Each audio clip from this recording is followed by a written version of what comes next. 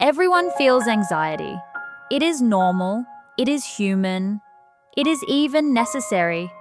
But there is a moment, an invisible point in time, when normal anxiety crosses a line, and from that moment on, you are no longer the one controlling the anxiety.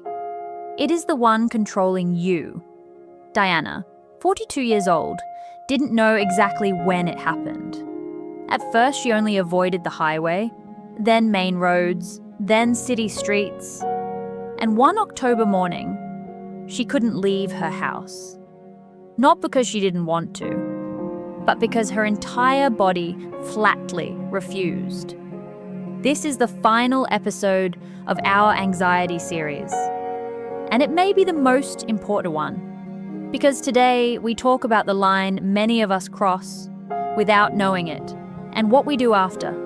In cognitive behavioral therapy, the model we follow in this series, there is a clear distinction between normal anxiety and anxiety disorders.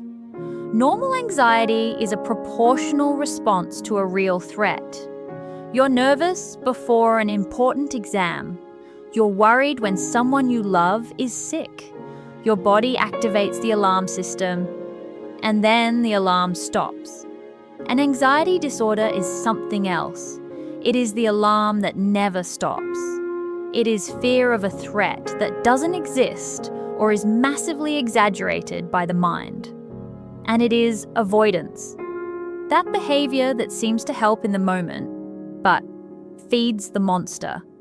Leahy and his collaborators describe in detail the most common anxiety disorders we see in therapy. Panic disorder, sudden intense episodes of fear with no apparent cause. The body goes into maximum alert. The heart races, breathing stops, and the mind says, I'm dying. Generalized anxiety disorder, chronic excessive worry about absolutely everything. Health, money, family, work, future, past, present, everything. Social anxiety disorder, intense fear of being judged, humiliated, or rejected in social situations. Not shyness, terror. If you recognize yourself in any of these, keep listening. Michael, 38 years old, came to therapy after he thought he was having a heart attack in the middle of a supermarket. Palpitations, sweating, a feeling of suffocation, dizziness, absolute certainty that he was dying. He wasn't having a heart attack. He was having his first panic attack in a series that would change his life, because after that day, Michael never entered a supermarket again, then no store, then no crowded space. His avoidance behavior, completely logical from his perspective, became a prison that shrank every week. This is the essence of panic disorder with agoraphobia, one of the most common and, paradoxically, one of the most treatable anxiety disorders. Cognitive behavioral treatment for panic disorder, described in detail by Leahy, includes gradual exposure, deliberate and controlled confrontation with avoided situations. Not all at once, not brutally, but step by step, with the therapist's support. Michael walked into a supermarket again after a few months of therapy. He cried in front of the cereal aisle, not from fear, but from relief. Sometimes the most courageous thing you can do is walk into a supermarket. Concrete solutions. When to seek help? How do you know your anxiety has become a disorder and that you need professional help? Leahy and his team proposed several clear signs. First sign, avoidance. If your anxiety makes you avoid important situations in your life, places, people, activities, it is no longer normal anxiety. Second sign, duration and intensity.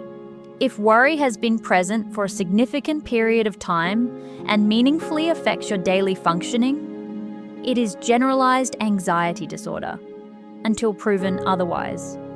Third sign, impact on life. If your anxiety affects your relationships, work, physical health, or sleep quality, it is no longer just a little normal stress.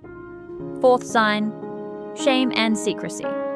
If you hide your anxiety from those close to you because they would think you're crazy, this is proof that you already know something is wrong. What do you do if you recognize yourself? First step, acceptance. You are not weak. You are not crazy. You have a treatable condition, like diabetes or hypertension. You didn't choose to have it, but you can choose to treat it. Second step, professional help. A clinical psychologist or psychotherapist trained in cognitive behavioral therapy is most indicated. Not the internet, not friends' advice, not ignoring it. Third step, patience. Cognitive behavioral therapy is not a magic pill. It is a process that requires courage, patience, and a good therapist by your side. And it works. We have traveled a long road together in this series. We talked about what anxiety is and how it works in your body and mind.